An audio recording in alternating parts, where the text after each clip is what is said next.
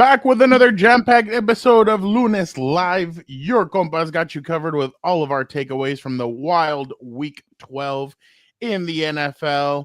At one point, Sean McVay thought it was Week 11. He goes, "Yeah, I don't even know what week it is." But speaking of Sean McVay, his Rams dominated the Buccaneers. That game, I don't know what game was over quicker, Notre Dame versus Syracuse, which was 35-0 at the end of the first quarter, or this game that was, I think, 21-0 at the towards the middle part of the second quarter. But we'll give you our takeaways, especially Matthew Stafford. Got to speak to him after the game. Definitely not. He's not trying to hear all this MVP talk. He just wants to play football and try and win a Super Bowl. We'll get into some of the other things, like, are the Chiefs back after their recent victory over the Indianapolis Colts? The Cowboys rally from 21 points down to beat the Philadelphia Eagles. I guess really, honestly, sorry, but fuck them kids. They were probably pissed about those boxing kids in Philly. These guys were like, let's go show those kids up and let's go take them out. But all right, Gilberto, don't you have an engagement question for our viewers and or listeners? Yeah. What is it? Are the Rams the best team in the NFC? It's hard to deny it after the beatdown on your Buccaneers, Fernando. They're fading fast, but the Buccaneers tend to have like a stretch where they fade and then they have like a fight before they lose in the first or second round. That's kind of what they do.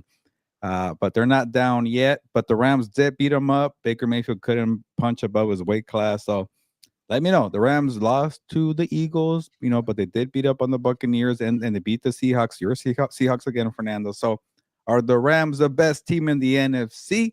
It's hard to deny it, but it's between them and the Eagles. And after that, I don't really care. You remind me of an individual that I spoke to last night. And he was like, "You picked the Cowboys? Huh, you're crazy."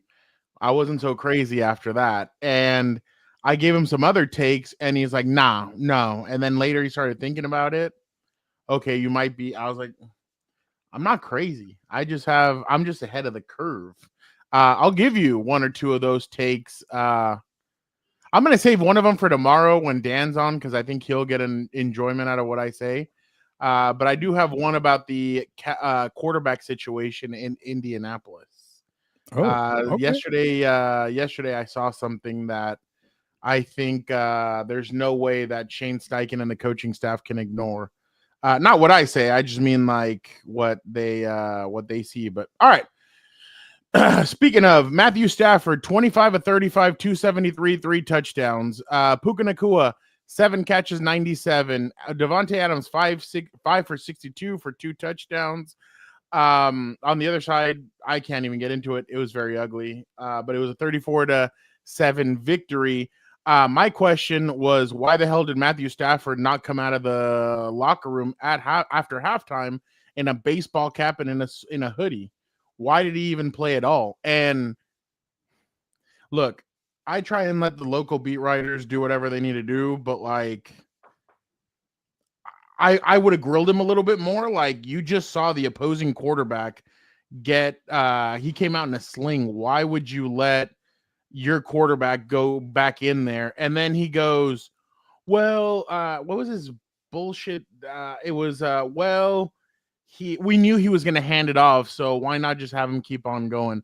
I thought I didn't like that response. I don't know if it's stat stuffing. I don't know what they're trying to do, but I just didn't like that they came out like that in the second half. But Gilbert, I'll let you take it away, and then I'll give you my perspective on the rest of it. But are you yay or nay? Should Matthew have fourth quarter, let's be more fair.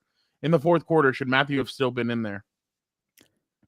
I don't know. It's kind of like hindsight 2020. Like, honestly, like if you were the first one tweeting out, why is Justin Herbert in this game still, back when they had games like that? Yeah, but they're usually on the losing end. And like, at least when you're winning, you can control it by running the football. But I don't care. Like, honestly, like a lot of people on House of Horns were also mad at Sean McVay for not stepping on the gas in the second half. I'm like, this game was over in the first quarter. Like, this was actually mine's different.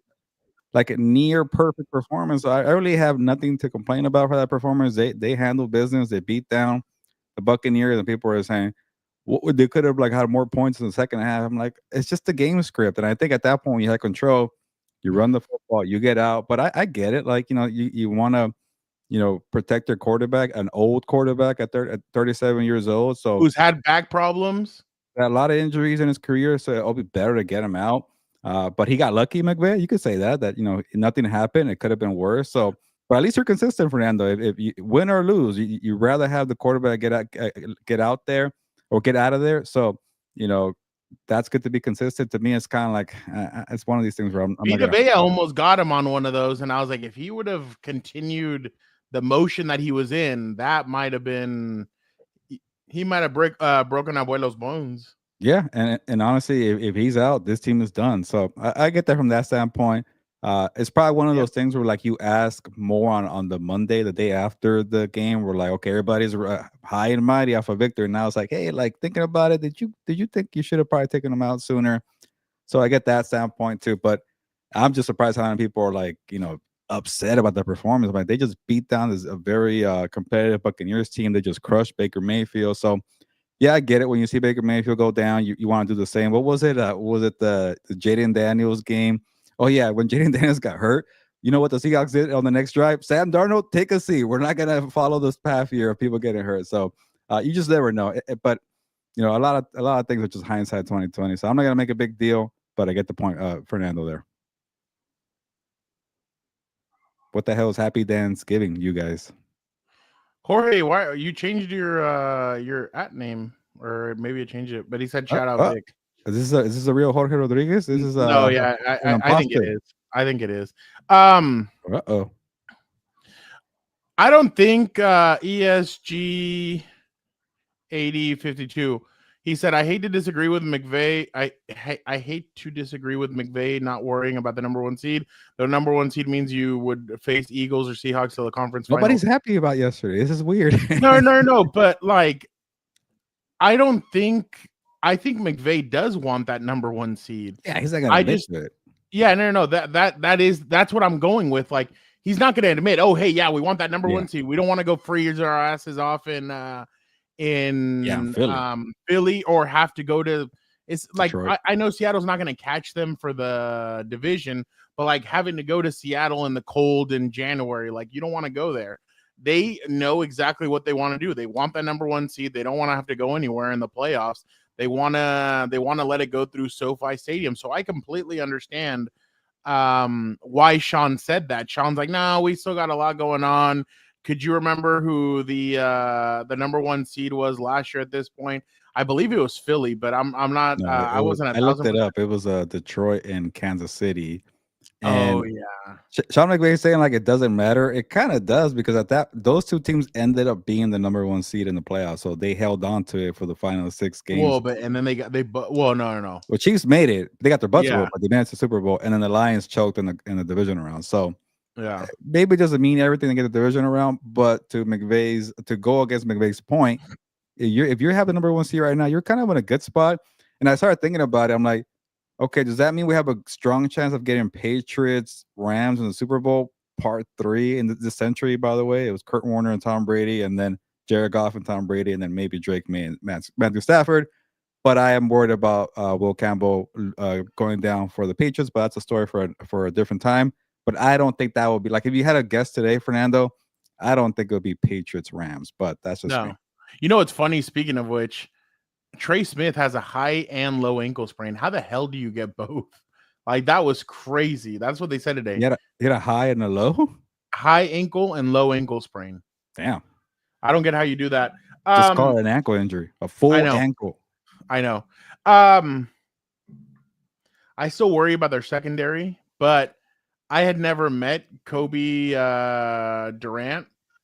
He's a firecracker. Like he kind of gave me the vibes of I know this probably isn't the best way to go. Jack Jones, kind of like that vibe where like he talks like he just started laughing. Like he had me laughing when he's like, yeah, I saw Baker coming towards me and I'm like, oh no, I ain't getting tackled by a quarterback. And he's like, I had to sidestep him. And I'm like, wow, that's pretty good. So he was pretty funny. But yeah, I feel like the Rams are a really good team. The only thing is their secondary is kind of an issue. Teams are releasing guys. I wouldn't be surprised if they didn't go get Brandon Cooks, the Rams, to kind of add wide a little bit receiver. more. Yeah, to kind of add a little bit more. But I mean, I think they're happy with what they have. It seems to me, the way I've watched them the last 2 games, it seems to me like they have the flash, like like the flashy receiver in Devontae who catches the touchdowns, and they have the guy who does all the dirty work, which is Puka. Again, last night, Puka went off toward the end of the third quarter. He went off kind of hobbled, and I'm like, why is he still in this game? Like, what are you guys doing? So, but whatever. It is what it is. They came off, I guess, unscathed, and now they go into what could potentially be a number one versus a number one in the division. If the Panthers win tonight, they are the number Yeah. one. This fool's like celebrating, getting his pom poms out, and what did McVay say? It's not over. Hey, But you and I are competing tonight for the wins challenge. Your 49ers against my Panthers. oh, there you go. Panthers I always wanted. I there are just some things that I still have questions on when it comes to the Rams.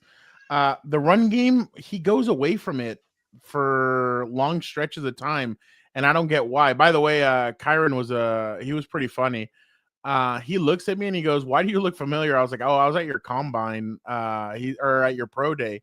He's like, "Really?" And I was like, "Yeah." He's like, he goes, "Yeah, there's not a lot of you guys out there." And I started laughing. He's like, "I remembered you," and I was like, "Oh, I appreciate it."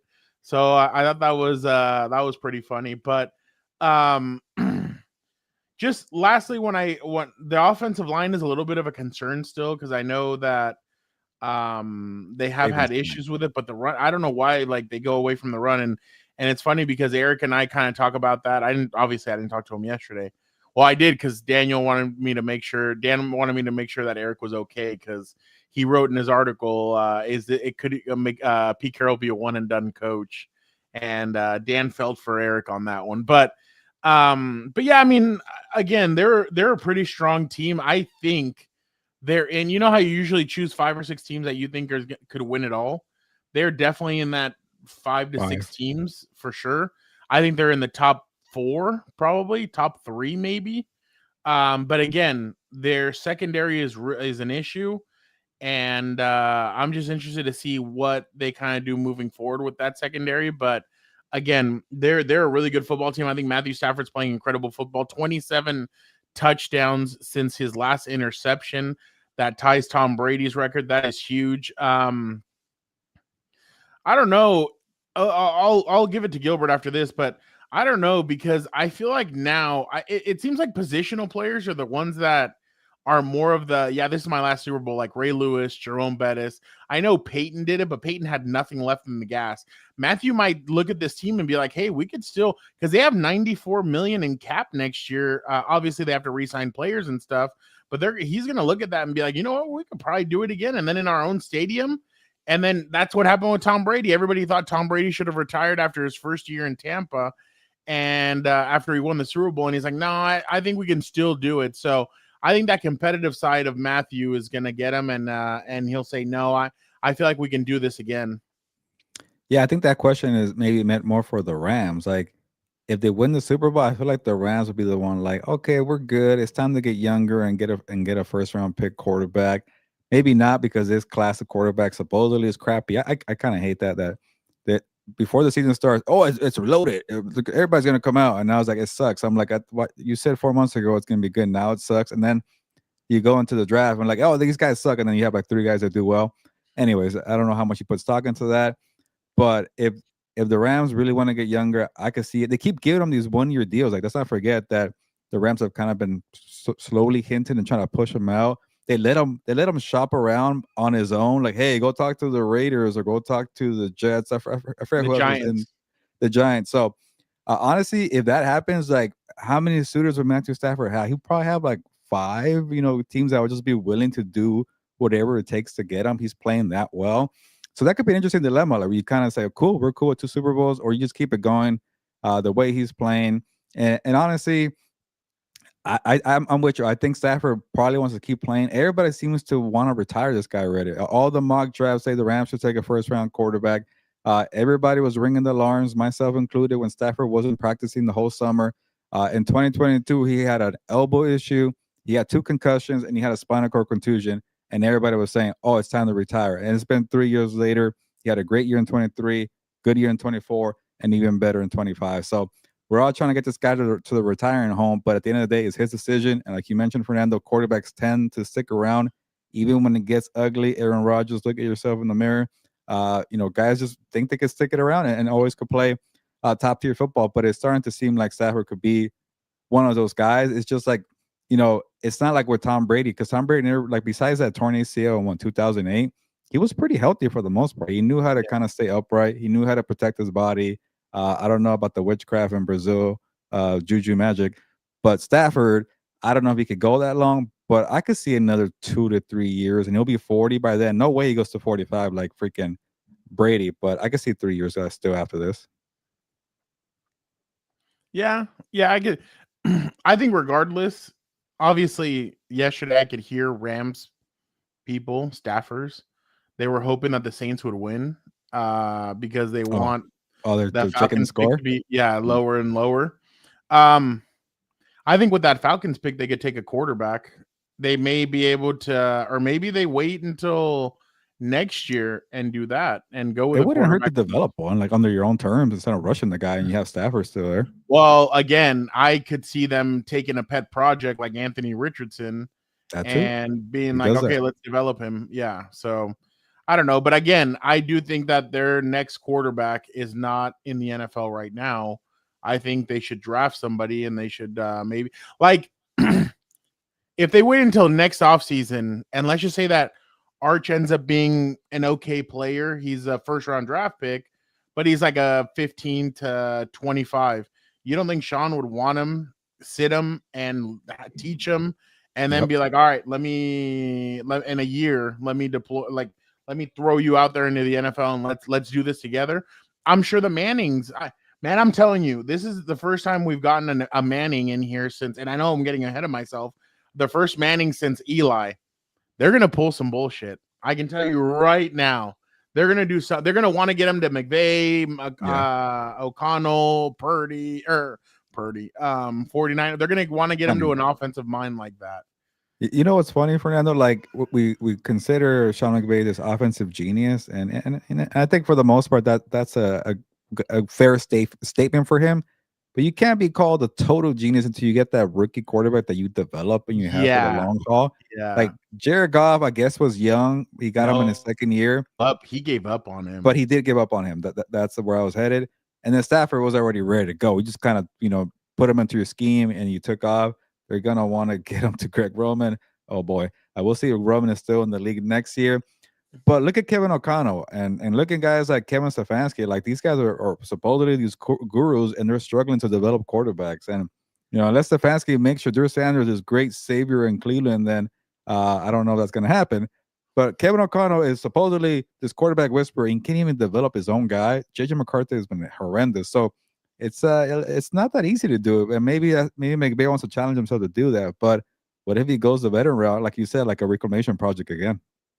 By the way, did you see that post game interview in the Browns locker room? Stefanski took forever to talk about Shadur. Yeah, that looked a little awkward. I feel like he's doing it on purpose at this point to trope people. Maybe. All right, let us move on. Good discussion on that. And now that I've been to a couple of games, man, you should. I know you can't. That Lions game would be a good one. I can't wait for that one. That'll be a good game to go to. 125 game, I think, right? Yeah.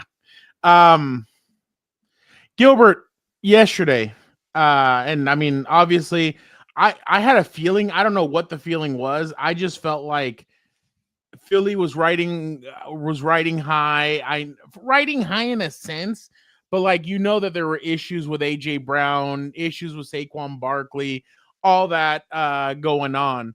But yesterday they get out to a 21-0 lead after an AJ Brown 16-yard touchdown, 2 Jalen Hurts rushing touchdowns, and right before halftime, George Pickens gets a 1-yard touchdown that puts him at 21-7. And then with 3 minutes left in the third quarter, Spanford, the tight end, catches a touchdown. Okay, it's fine. The Phillies defense will lock it down. Then 11:40, Prescott takes the ball, does a somersault into the end zone, ties things up. Then they screw up in the. I might have this one wrong. Then they screwed up to try and tie the game. They don't tie it. Then Dak ties it up. And then Philly has the ball to end the game. Everybody thinks, okay, they're going to be able to do something. They can't. They punt it to Dallas. Dallas brings it all the way up and scores a game-winning field goal. Gilbert, what is your takeaway? Why did the Philadelphia Eagles, is it more about the Eagles losing that game, or is it more about the Cowboys kind of willing their way to winning that game? Because that was tough. I'm sure all those guys took ice baths after, because that was a slugfest kind of a game. Yeah, I think it was one of those games where the Eagles didn't do what they needed to do to win the game. Like, they cared about style points. They cared about getting AJ Brown involved. And I get it. You went up 21-0 by airing it out to Devontae Smith and AJ Brown. But, like, that's not how you win football games. And you have the specialty of beating up teams with physical football, short yardage football with the tush push and running the football. How do you go up 21-0 and Saquon Barkley comes away with 10 carries? Like, don't you think you want to feed the guy to end the game? He had 10 carries for 22 yards. I know he got a little more in the passing attack and he fumbled, and I don't think the Cowboys scored after he fumbled. But it was like kind of a mix of like not doing what you usually do, not closing how you usually close, and then also a bunch of killer turnovers. A fumble, I think, on special teams too was killer. So yeah, it kind of felt like, let's make AJ Brown happen. Like, let's kill this Jalen Hurts and AJ Brown feud. And they always kind of do that. Like, after like 4 or 5 games where he's upset and he's crying about it on Twitch, they try to feed him. Like, who cares? Like, honestly, I'm so over this storyline, Fernando, and I know you are too. If AJ Brown and Jalen Hurts would just say, okay, dude, like, I'm sorry, you're not gonna get your stats this year. We're gonna try to win a Super Bowl. After that, let the franchise pick you or me, and we go our separate ways. If it's too much of a problem, go ahead and pick. And I know somebody was trying to compare this to Russell Wilson in Seattle, where, like, Jalen Hurts was a little too corny. A lot of quotes, a lot of like me, and I'll just do it my way. I don't care to get style points. So maybe they're headed that way, and people don't like it. But right now, go and be a repeat champion, because the way they're headed, they're going to have a game in the playoffs where they're going to be fighting, bickering, and they're going to lose. They're going to get caught, and then boom, see you later. So do what you can, be professional, go win another Super Bowl, and then cut ties. I'm so tired of this feud here. When you've been winning so many games since you got here, AJ Brown. You want to go back to Tennessee? It doesn't make sense to me. Anyways, the point is, the real key here is Saquon Barkley. Get him unlocked, get him ready for the stretch run, get him ready for the playoffs. He went from having 2,000 yards last year, Fernando, to only one 100-yard rushing game this season. How do you get one 100-yard rushing game this season for Saquon Barkley? So maybe it's for the better to have him be at his best in December and January, February. But enough is enough. Run the football, and who cares about style points here? I completely agree with you. I think their little feud, it kind of reminds me of another Eagles feud. Remember T.O. and Donovan McNabb? I mean, that's how they were kind of at each other's throats in multiple times. I mean, Terrell would throw Donovan under the bus, but then I remember Terrell would say, he wasn't innocent in all this. He would throw me under the bus too, and he did. It seems like AJ really isn't throwing him, or Jalen isn't really throwing him under the bus. It's more on AJ doing it. But at the same time, I think Nick Sirianni has like a hands-off method where he's kind of like, you guys need to figure this out. But at the same time, I think he kind of needs to come in and crack their skulls and be like, hey, it's time. Yeah. Like, stop messing around. The calendar's about to switch to December. He likes to put the attention on him, like by cutting his hair or screaming at fans or doing something stupid in the fourth quarter. Like, that's his approach. But you're right. He needs to step in and take control of it sometimes, Yeah. No, and he does. And I get it. Like, he knows that Jalen's an adult. He knows AJ's an adult. But at some point, sometimes these guys revert back to being kids, and you kind of need to control them and MF them and be like, hey, like, Do you guys not want to win a Super Bowl? And that's the thing, Gilbert, I've been getting to. This new generation doesn't care about that. They care about making their money. They care about having their names in lights and the fucking 6-7s and all this shit. That's all they care about. They don't care about winning Super Bowls. Like Tom Brady cared about winning 6 to 7 Super Bowls. These guys just care about two stupid numbers. Like 6-7. I know, but like you want to have to win a championship. Like I get it. I know Mahomes is addicted to that. I'll be honest. Mahomes is addicted to winning Super Bowls. Andy Reid, Travis Kelce, those guys are addicted to winning Super Bowls. Not everybody's like that. I'm telling you, that Aaron Rodgers documentary, I sat through it because I wanted to see what he said after he won a Super Bowl. And he's like, once I won it, I was like, well, what else is there? Like, and that's what a lot of people say, a lot of players do. Once they get their first Super Bowl, they're kind of like, okay. Some guys are like, wow, I already won one. I want to win more. Not everybody's built like that, but maybe what AJ's goal is to be the best, a really good receiver and to get paid. He got paid. And his next goal was to show up the Tennessee Titans and win a Super Bowl. They lose the Super Bowl to the Chiefs. What was his mentality after that?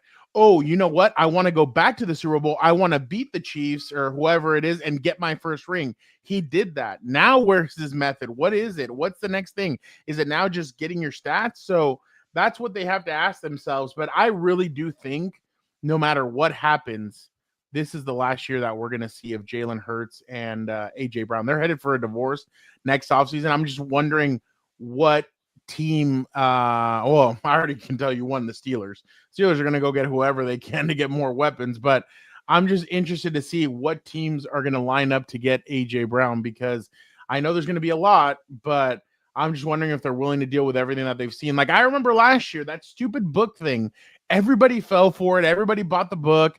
To me, it meant there was something. There was a reason why he was reading that. And it was like a pacifier for a child that keeps crying and screaming. They probably said, here, take this stupid book, go sit your ass over there and just read it. And everybody fell for it. Everybody's like, oh my God, look at him. He's reading a book. That's so great. He's getting into his zone. That's not it. It was a damn pacifier. They can't give him an iPad because he'll be playing Clash Royale or whatever the hell. But they gave him a book and he was able to relax and everything. But that book, notice we haven't talked about that damn book this whole season because that book's gone out the window. So maybe give him a new book. But yeah, that's why I don't fall for any of this crap that some in the media, like national reporters, try and pin on us. We're not pin, but like give us like, oh my God, this is so great. No, it's not. There's something behind it that is making him have to read that book during the game, and that's to let out his frustration, I guess, and to try and boost off. If Philly had to pick between the two, they're taking Jalen Hurts all day, right? They're going to keep Jalen Hurts. Jalen Hurts is their quarterback. Jalen Hurts will go visit hospitals. Jalen Hurts will go do Troy drives. He'll do everything. Essentially, Jalen hasn't done anything wrong since he's been there, and neither has AJ. But Jalen's kind of like walks to the beat of his own drum. He's not jumping on Twitch and shitting on his receivers. So yeah, they would definitely. He's not the best quarterback, but like he's shown to be clutch. The pressure doesn't rattle him, and then he's good at executing a tush push. Like those two things are gonna keep him around, I think. And he outplayed Patrick Mahomes in 2 Super Bowls. Yeah, you could keep saying that all day on his resume, and that's why he's gonna stick around. And that's all he needs. All right. By the way, but I was impressed with the not Dallas. Giving up by Dallas. I was impressed by Dallas. They didn't give up. They took the slugging, then they went for it, and they and I'm telling you that end zone where he throws that pick in the end zone. I'm like, what the hell is he doing? I thought that was it, and no, they just kept on battling. Quinnen Williams and Kenny Clark. I know a lot of people say, "Oh, Kenny Clark and Quinnen Williams together are making that defensive line look different." Yeah, and again, no Trey Smith on Thursday for the Chiefs. I'm interested to see what Quinnen Williams is going to do to that offensive line on Thursday. Put it this way, Fernando. Like I'm with you. I want to give Dallas credit. I still think their moves are for 2026, not for 25. And I think, they wasted the first half of the season trading Michael Parsons, but they've recovered nicely with Kenny Clark and Quinnen Williams. And then I butcher the guy's name, Osa Odighizuwa. Whatever. They have 3 guys on the interior of the defensive line who are creating pressure They don't have many edges. They got to get one. They got to get more secondary. Continue Clowney. building out the defense for the 2026. But I mean, I don't think they're going to make it to the playoffs round because they No. probably can only lose one game and that's it. You have to win 10 games to make it in the NFC. I feel like to make a playoff spot, they're not going to go 5-1 the rest of the year. I don't see. They played Detroit after Kansas City too, by the way. No, and the thing is that last night I'm sure you saw the TikTok that I put out where I asked Puka and Devontae about are they the best wide receiver duo. I had a lot of Cowboys fans in those videos saying no, it's George Pickens and it's CeeDee Lamb. They're not shitbirds though.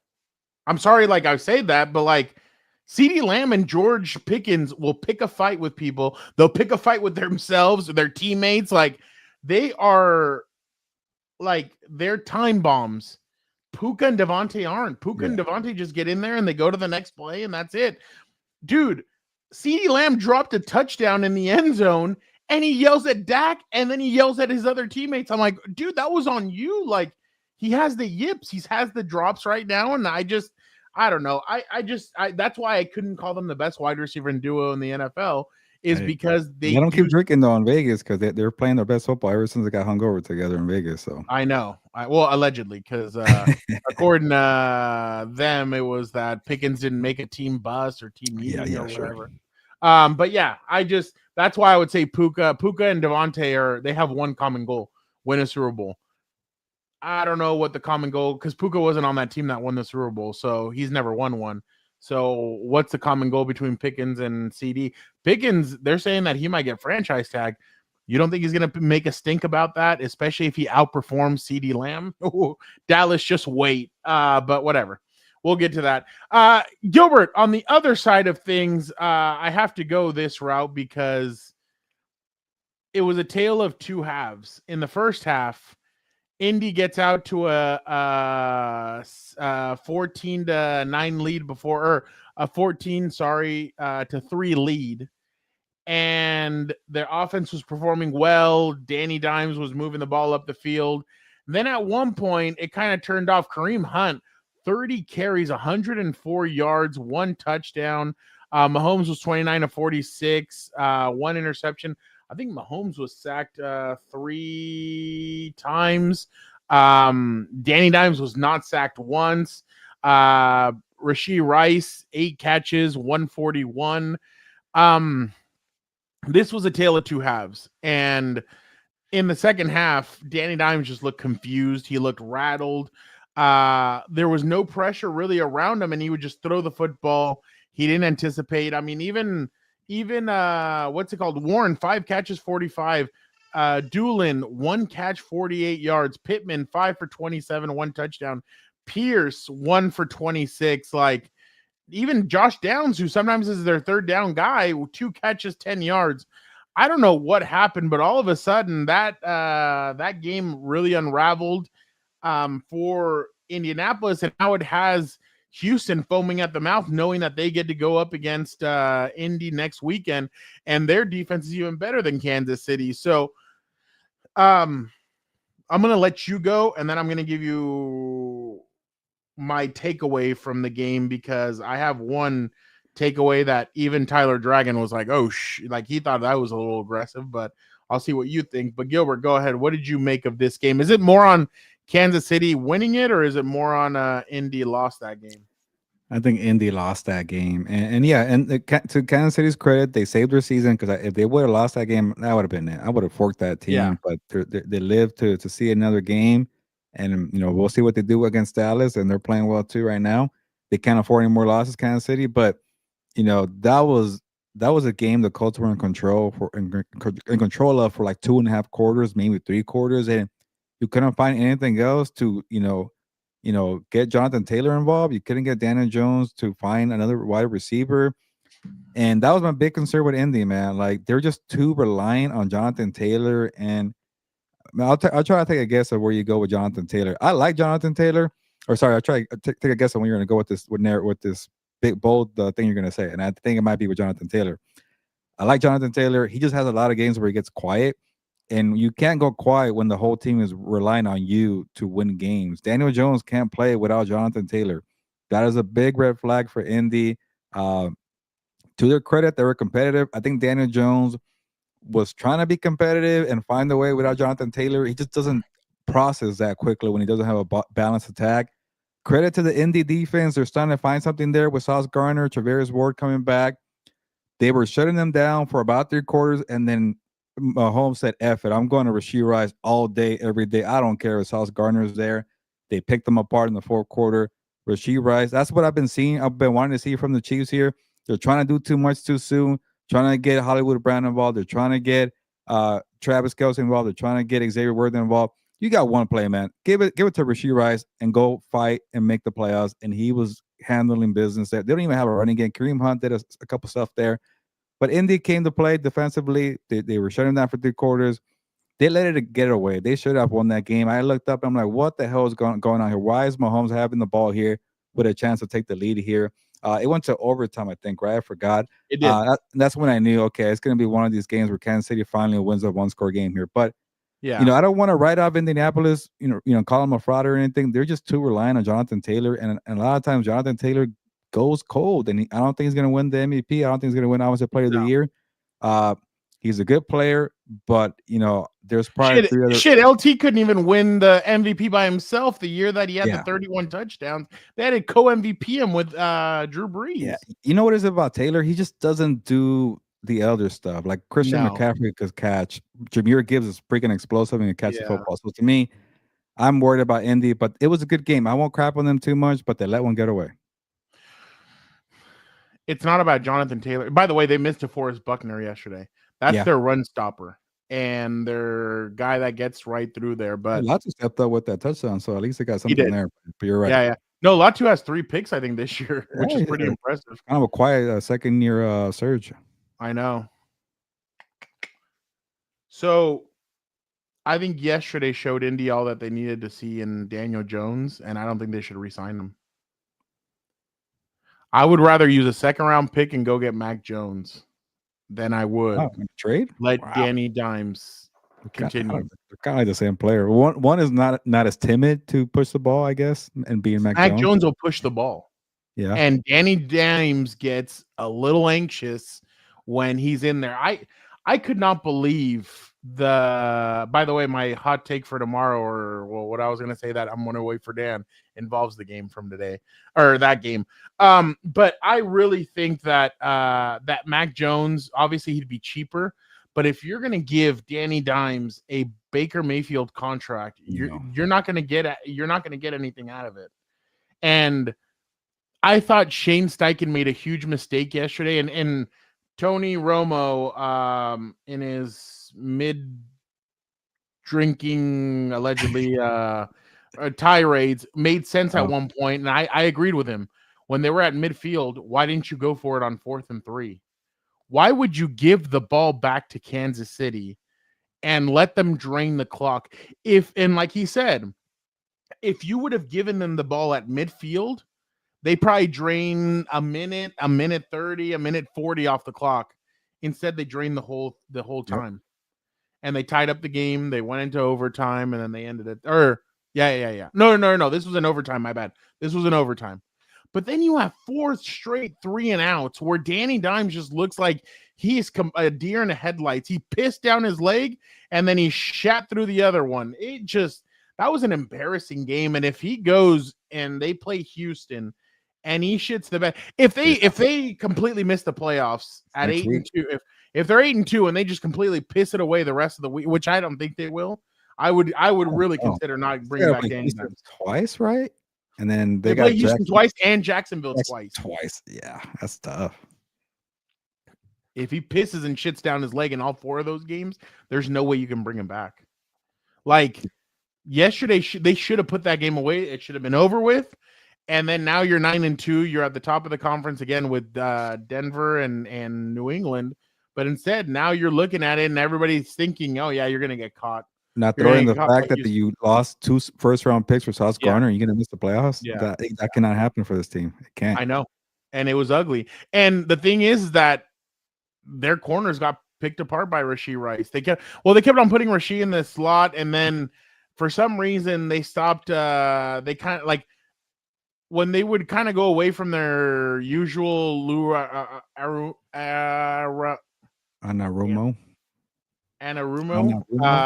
like scheme, like Tony kept on mentioning that it looked a lot like what Cincy had ran, but I don't know. I don't think Sauce is as brash as like Cam Britt Taylor and like some of these other guys. Those guys are willing to put their helmet in it and I saw him go get at kicked it. by Drake London. I saw him get beat up by Rashee Rice. Like you can't be a shutdown corner and get beat up that badly. Yeah, that was definitely ugly. But yeah, that was kind of my hot take from that. I just think that it was just ugly. Yeah, I didn't I'm with like you. what I saw. I thought they were gonna be better. Vic, do you have anything for us for the last few minutes? I do, if you guys Okay. don't mind. Yeah, let's do it. All right, let me come in here and all right. ESPN's L. Duncan is set to become the new face of Netflix's sports division. Huh. They're all in sports, I guess. Oh. All right, you guys ready? Yep. Give me Stephen A. Smith. Get the hell out of here. All right, you guys were talking about the Colts and the AFC South. So is it fact or fiction that the most consequential game of the season is Jaguars Chiefs? Like everything that happens with the playoffs this season comes down to that game. Fact or fiction, Gilbert? It's a tough question because there's a lot of head-to-head matchups, and especially in the AFC, I don't think it's gonna come. I'm gonna say fiction because it's just not gonna come down to those two teams. You got Chargers, Jaguars, Bills, Steelers, Texans, Chiefs. Like you got 6 teams battling for the wild card, and you know I don't the Ravens are gonna win the AFC North, so they're gonna be fine. That's their one path right there. But like, who's gonna make it from that 6? Like that's gonna be 3 teams they're gonna make, and then 3 who are gonna be talented teams are gonna miss out. So even the Colts, the Ravens, the Ravens are gonna win. Like they're gonna win the AFC North. But they're not that good either. But I just can't get behind Pittsburgh. So I'll say Pittsburgh doesn't make it in. After that, I don't know, man. It's anybody's guess. So to me, there's gonna be too many head-to-head matchups. They're gonna be consequential. But you're right, Victor. That's the Jaguars have an advantage. They beat the Chiefs. They beat the Chargers, and that could pay off down the line. Fernando, fact or fiction? The most consequential game of the season is Jaguars Chiefs. I will say, yeah, that is a fact. I mean, that game, man, can you imagine if the Chiefs do not make it into the playoffs because they lost the Jags? Like, yeah, I think the game that's going to really determine a lot is going to be, to be honest, and I'm not trying to I don't know. I think the game that's going to decide that last wild card spot is going to be Chargers Chiefs in a couple of weeks. I don't think the Chargers are in a good spot right now. I think their offensive line is not very good. I just don't know what other combination Jim and Greg Roman and those guys can make. I really feel like that wild card game is that game is gonna tell you a lot about where those two teams are headed. But it kind of looks like Kansas City is playing better, but I still don't buy it. Like I saw them struggle yesterday. I thought at times they're lucky that any other team with not Denver. Any other team I can't even say Philly. Shit, whatever. None of the any other team basically is able to put that away. A lot of other teams would have been able to put that away, but they just couldn't. But the Colts, obviously. But yeah, I agree with you. I think that game is going to give us a lot about where this goes, because especially because like Gilbert said, the Jaguars beat the Chargers too. You like to play games with me about where they win or where they lose. I'm gonna put you on the spot right here. Yeah, let's go. Off the AFC standings right now, give us your 3 wildcard teams that are gonna make it in from those 6 teams I mentioned: Chargers, Bills, Jaguars, Steelers, Texans, and Chiefs. Give me 3. Who makes it in? Oh shit! I'm gonna. Who are their 5? The Bills. Fifth seed. Give me your 6th seed and give me your 7th seed right now. That are gonna make it. Is my 5th seed. Really, Okay. the Bills. Wow. They're gonna get in, dude. Come on. Yeah. I'll say Kansas City. Oh, The 6th seed, Yeah, I'll give it to Kansas City. and then your 7th seed is My bad. I am so sorry. Jacksonville will be my. No, Jacksonville played like shit. I can't even give it to Jacksonville. that was also I'll the give Cardinals. no. I'll say no. Jacksonville's out. They don't make it. okay. Okay. You guys have me rooting for that freaking game. Freaking Cardinals. Which one? Cardinals, Jaguars. Cardinals, You guys Jaguars. cornered me into taking the Cardinals. I'll say Kansas City's the 6th seed, Okay. and I'll say because of their defense, Houston is the 7th Wow. seed. You hear that, Okay. Charger fans? No Chargers in the playoffs. Wow. Fernando No Ramirez. Chargers. All right, Gilbert. I really fear for Justin Herbert these next few weeks. He's facing Max Crosby, and I guess he's the only pass rusher on that. But still, I mean, but that Eagles game and that Houston game and that Denver game, The Raiders have quit. Yeah, they've Okay. quit. But outside Well, yeah, of that, didn't you see what Max Crosby said yesterday? Basically, you're playing for fun right now. Pretty much. all right, Gilbert. Who do you got as the 5th, 6th, and 7th seed? Give me Houston. I really like that defense. As your 5th seed? Who's your quarterback? You could put them at 7th. Okay. But Texans. yeah, I'm not. Who's your quarterback? I guess I don't care. CJ Stroud or Davis Mills. I don't think they make it with CJ Stroud. He is I think he could good. Yeah, I think he could turn it around. He kind of had the same thing last year where he sucked for three quarters of the season and was decent enough. Yeah, but I their don't really offensive care. line was a lot better. Yeah, that's true. But give me Houston 7. Give me the Bills number 5. But Fernando was a surprise because I had the Bills. Yeah, I know. And he's that's gonna go the with thing the about it. 6. And F it. Give me the Jaguars. As the 5th seed. Wow. Okay. No, Okay. no, 6 seed. I got Buffalo as a 5th. Okay. Jaguars so 6, and then I okay, got Houston. Bills. Is that the same ones as you, Fernando? Now I think about it. No, I he's had got Kansas Bills, City. Chiefs, Texans. You have That's right, Bills, yeah. Jags, Texans. So you You have remember- three. You have Come on, 3 man. South teams making the playoffs. Yeah, I think Houston's going to beat KC in a couple weeks. That's going to be my bold pick of the week. He he- was He's right the last guy week. that says that you're always picking on the right secondary. Jesse Siles, Gilbert. That was Come like on, an hour Jesse. ago. I gave you your credit yesterday. They're playing better. They are feisty, but they don't have Pro Bowlers and All Pro. So, talent is a problem there, Jesse. But you're right. They have gotten Look better. at the They are secondary stepping that up. won them the Super Bowl, and look at their secondary now. Yeah. So at some point, Jesse, don't be surprised if they get exposed. But I like the chippiness, the feistiness. They're ball hawking. They're One of doing these well. days, before they make the playoffs, if they're the number 1 seed, then you guys in that week off have to look at, would you rather have the 2022 Rams or this Rams going into the playoffs? That'd be an interesting Aaron Donald and Von Miller over Jared Verse and what's his name? Kobe Durant. Kobe Durant, No, Darius Williams. Yeah, those guys. No, I had Kansas City, and Dan said it the other day when we were doing picks, and he goes, "They're not going to let them not win this game." And there were some bullshit penalties that got thrown out, like the one where what's his name, Grover Stewart fell with all of his body weight. Grover Stewart tackled him and went sideways. So I just don't get it. But yeah, that is true. We will see what the Patriots are made of when they go to Baltimore. That's going to be a tough game. But Lamar and that offense have been playing like shit. So I don't know what's going on with that either. We're good to go, guys. They've been pretty bad. But yeah, we got to get going Who you guys here. got tonight? Carolina or San Francisco? I'm sticking with Carolina here. I'm sure Fernando has 49ers. We'll see. Yeah, I'm going 49ers. Segment for you called Catch Me If You Can. So I I went to go watch that. Yeah. I was not too happy with it.